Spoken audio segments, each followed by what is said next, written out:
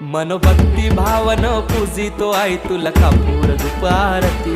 साकार स्वप्न मनीच मागन मानताव तुझेच चरणाशी ये हा केला धाऊ माझे आहे तूच सांभाळ कर माझे आहे